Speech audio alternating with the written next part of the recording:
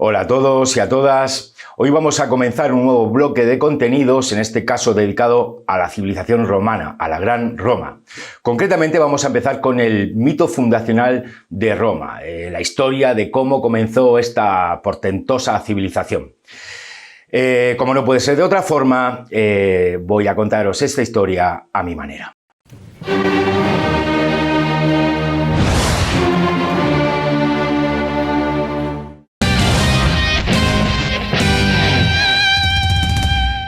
Si recordáis los vídeos que le dedicamos a la guerra de Troya, recordaréis quizá también que os hablé de Eneas, del gran héroe Eneas. Un príncipe troyano, estaba emparentado con Héctor y con París, que la noche de la destrucción de Roma, la noche en la que los griegos entraron con ese ardid del caballo dentro de la ciudad y consiguieron destruir Troya, bueno, pues este señor, este Eneas, consiguió escapar de la ciudad cargando con su padre Anquises, llevando a su hijo Iulo Ascanio y saliendo por las puertas esceas, las puertas de Troya. Fuera de la ciudad se encontró con un grupo indeterminado de troyanos, pues un montón de troyanos que estaban desorientados, como no puede ser de otra forma, y lo vieron al héroe y inmediatamente lo identificaron como su líder, ¿no? Y le dijeron a Eneas, saca nuestros culos de aquí ya. Y Eneas, haciendo caso a esa llamada, a esa petición, cogió unos barcos y se subieron a unos barcos y salieron de la ciudad. Aquí, con esta huida en barco de estos supervivientes troyanos comandados por Eneas, comienza la historia de Roma. Fijaos, aquí en este momento comienza esto que se llama el mito fundacional romano. El mito fundacional romano, como ocurrirá también con muchos mitos griegos, tiene muchas versiones, no hay una versión unificada. Hay diferentes versiones que se dieron a lo largo del tiempo, diferentes poetas que lo van cantando, que lo van modificando, que lo van haciendo suyo. La versión más famosa del mito fundacional de Roma, la más famosa, insisto, es la del gran poeta Virgilio, el gran Virgilio hizo una obra que vendría a ser lo que para los griegos era la Ilíada, la gran obra de Virgilio, siglo I antes de Cristo, era la Eneida.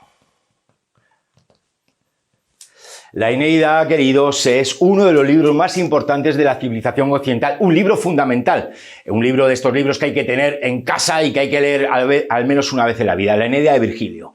Para los romanos, Virgilio era su Homero y la Eneida, como os decía, vendría a ser su Ilíada.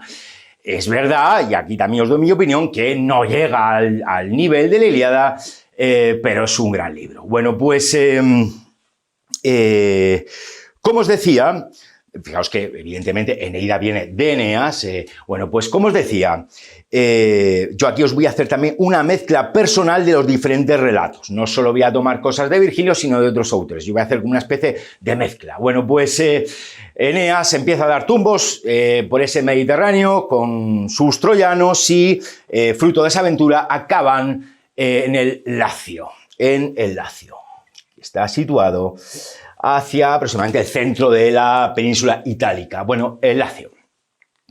Fijaos que cuando Eneas arriba al Lacio, concretamente él se mete con sus barcos, con las naos, en la desembocadura del río Tíber. Bueno, pues cuando llega al Lacio, esta llegada de los troyanos no es solo una llegada, sino más bien es un regreso.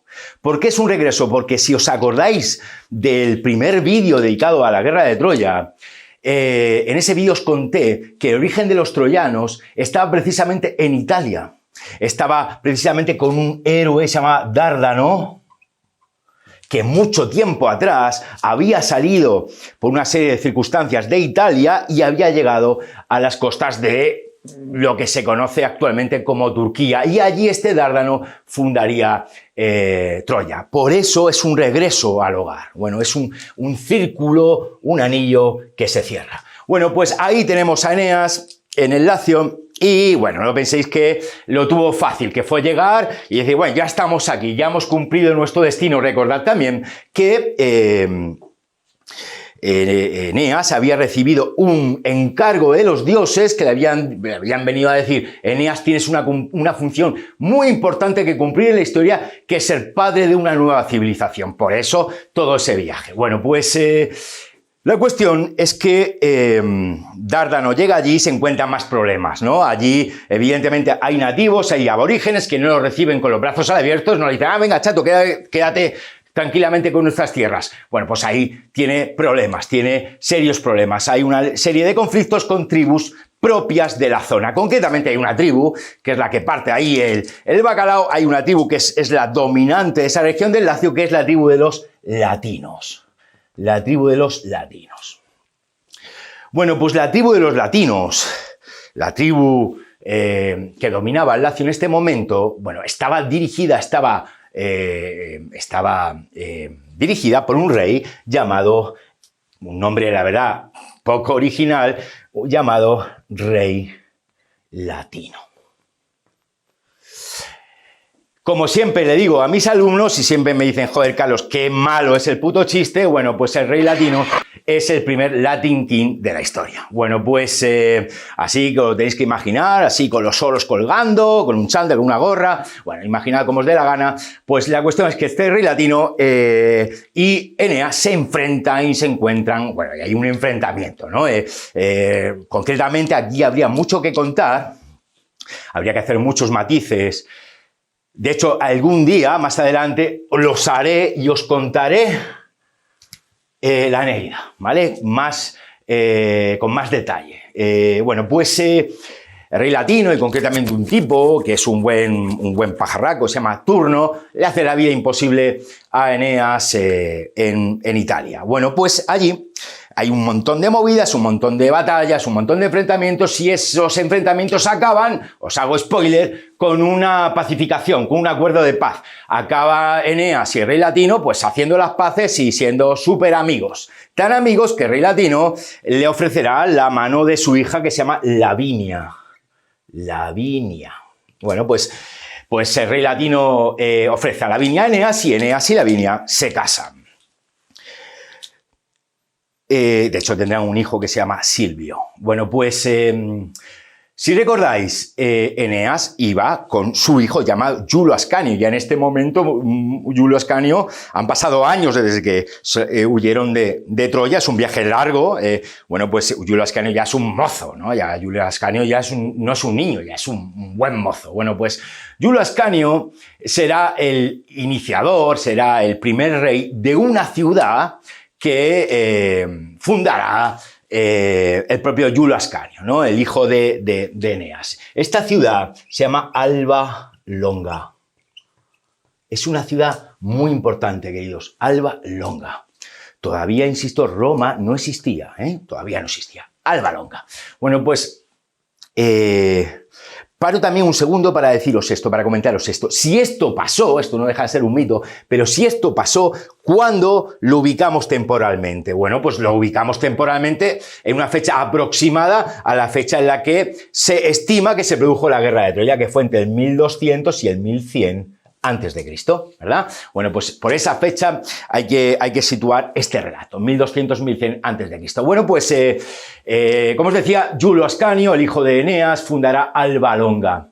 Alba Longa heredará el sistema político propio de los troyanos, que es una monarquía hereditaria, una monarquía que va a pasar de padres a hijos. Bueno, pues ok, venga, todo esto, insisto, aquí lo vamos a dejar, esta parte de Alba Longa. Alba Longa, por cierto, antes de terminar la parte de Alba Longa, por cierto, era una ciudad próxima, cercana, a unos kilómetros, cercana a la actual Roma, ¿no?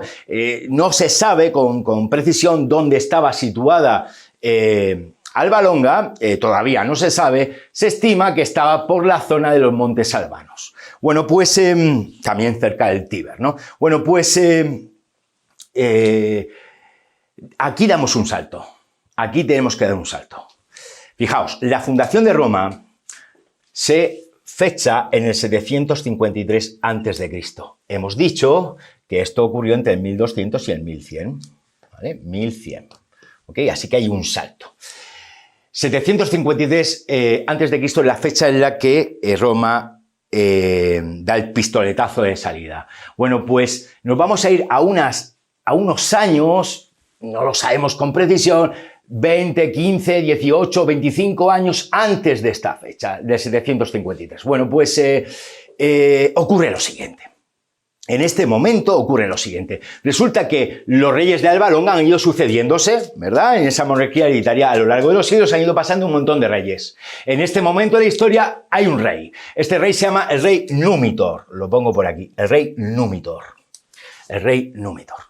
El rey Númitor, por tanto, es descendiente de Iulo Ascanio, de Eneas y de toda la estirpe de reyes troyanos. Bueno, pues el rey Númitor. Númitor era un buen rey, era un buen tipo. El problema de Númitor es que tiene un hermano que era un verdadero golfo, un hombre ávido de poder, que se llamaba Amulio.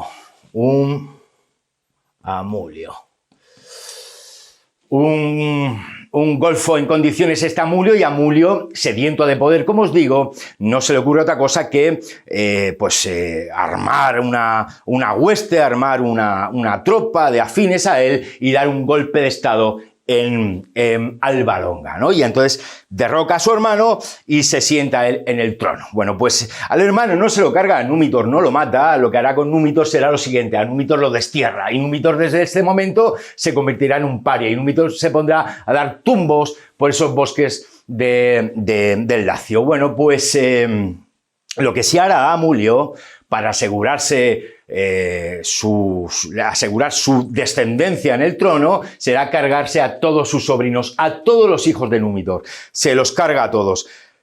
Pero comete el error de dejar a una de sus sobrinas viva. ¿Por qué razón deja a su sobrina viva? No lo sabemos. Le haría gracia, le caería bien la chavala, no vio un problema en ella, no lo sabemos. La cuestión es que la dejó viva. ¿Y cómo se llamaba esta hija de Númitor, esta sobrina suya, a la que dejó viva? Se llamaba Rea Silvia. Silvia o Rea Silvia. Pues a Rea Silvia la dejó viva, pero con una condición. La condición era la siguiente: te dejo viva, pero te voy a meter a la fuerza en un templo de Vestales. Vas a ser forzosamente una sacerdotisa de la diosa Vestal, una diosa muy importante en el mundo romano, una diosa del hogar. Bueno, pues para que lo entendáis, ser Vestal tenía evidentemente unas condiciones. La principal de ellas es que esta chica iba a tener que hacer voto de castidad durante 30 años. Iba a permanecer virgen, bueno, pues prácticamente el resto de su vida. Así que Rea Silvia se mete forzosamente en ese templo de Vestales y está destrozada, evidentemente. Como es lógico, Amulio hace eso para asegurarse que ella no pueda tener hijos, ¿no? De hecho, si una Vestal tenía relaciones sexuales, ya no solo descendencia, sino relaciones sexuales, era directamente asesinada, era ejecutada, ¿no? Por esa traición. Bueno, pues la cuestión es que Silvia está destrozada, Silvia está hecha una mierda, Silvia está en una depresión profunda. Ha visto en una cuestión de días cómo su padre ha sido derrocado, cómo sus hermanos han sido asesinados, como ella ha pasado de ser una princesa a ser ahora una sacerdotisa a la fuerza. Está destrozada, ¿no? La chica está hundida. Entonces, bueno, pues aquí vamos a echarle un poco de literatura. La cuestión es que Silvia, pues en esta situación se encontraba, era verano, hacía mucho calor, estaba agotada de tanto llorar, se va a dar un paseo por los territorios cercanos al templo donde vivía, a llorar sus penas, y bueno, pues se sienta en la orilla del río Tíber y cansada, agotada de tanto llorar y de tantos problemas, se queda mecida por la tarde de la canícula romana, se queda dormida, se queda adormecida debajo de un olivo. No sabemos qué árbol era, pero yo digo debajo de un olivo. ¿Por qué no? Bueno, pues ahí la tenemos durmiendo la siesta. Y en este momento, mientras ella está durmiendo plácidamente su siesta, aparece por ahí un personaje súper importante, un personaje fundamental en la historia de Roma. ¿De quién estoy hablando, queridos? Estoy hablando ni más ni menos de un dios. No era una persona, era un dios. El dios Marte. El dios Marte. El dios Marte, como os voy a contar ahora, es un dios fundamental para la civilización romana. El dios Marte, los griegos, que tenían muchos dioses que eran los mismos, pero con un nombre distinto, lo llamaban Ares. El dios Marte o Ares. Bueno, ahí se encuentra, va paseando Ares y se encuentra a la chavala. Antes de continuar, quiero compartiros pues una reflexión, un consejo, no sé cómo llamarlo, que quizá os venga bien a la hora de comprender mejor las culturas, ¿no? Fijaos, sí, es muy importante. Si quieres entender, si quieres comprender a una civilización, una cultura, no es que sea importante, es que es fundamental, vamos, es comprender su sistema religioso, su sistema de creencias. Bueno, pues ahora, y más en concreto, estamos hablando de civilizaciones politeístas. Los griegos, los romanos, eran politeístas, policeos, muchos dioses, como bien sabéis, ¿verdad? Bueno, pues se creían en muchos dioses.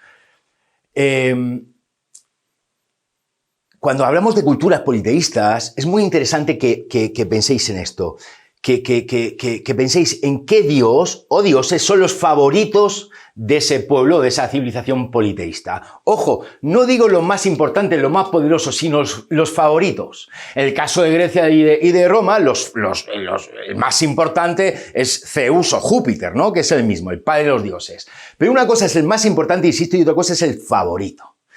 ¿Cuáles eran los dioses favoritos de los griegos? Esto nos da mucha información. Los dioses favoritos de los griegos, voy a resumirlos a dos, los que más seguidores, los que más followers tenían. Pues los dioses favoritos eran Atenea y Apolo. Atenea y Apolo. Atenea y Apolo. Apolo era el dios de las artes, entre otras cosas, ¿no? Y Atenea la diosa de la sabiduría. Diosa de la sabiduría. ¿Cómo va a ser un pueblo, cómo va a ser una civilización que tenga como dioses favoritos a Atenea y Apolo, a la diosa de la sabiduría y al dios de las artes? ¿Cómo va a ser ese pueblo? ¿Cómo va a ser esa civilización? ¿Va a ser una civilización de catetos, de garrulos, de mascachapas, de poligoneros? No, joder, va a ser una civilización elegante, como los griegos. Bueno, pues el dios favorito de los romanos era Ares, era Marte.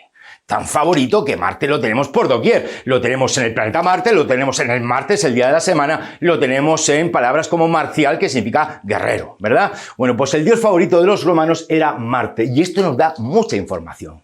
Esto nos ayuda a entender mejor cómo eran los romanos. Para ellos, Marte era su modelo, su ejemplo. Fijaos, Marte es un dios que podríamos decir bipolar, dual, una bipolaridad no tratada y aguda además. Dual, es un dios dual. Por un lado, Marte tiene un lado como bonachón, es un dios bonachón, por un lado, pero no os dejéis llevar por las apariencias. Por un lado, él tiene una parte de un tipo que le gusta vivir en el campo, hacer deporte, justamente ahí estaba haciendo trekking cuando se encuentra con Silvia, le gusta disfrutar de la naturaleza, le gustan los placeres, le gusta mucho disfrutar de la buena comida, de la buena bebida, del sexo. Bueno, pues muy aferrado él a los placeres físicos, pues un dios en plan bonachón, podríamos decir, o vividor. Pero como os digo, no os dejéis engañar. El problema de Marte es que de vez en cuando, y le pasaba con mucha frecuencia de hecho, a Marte se le desconectaba un cable, de hecho tenía ahí como un cable pelado.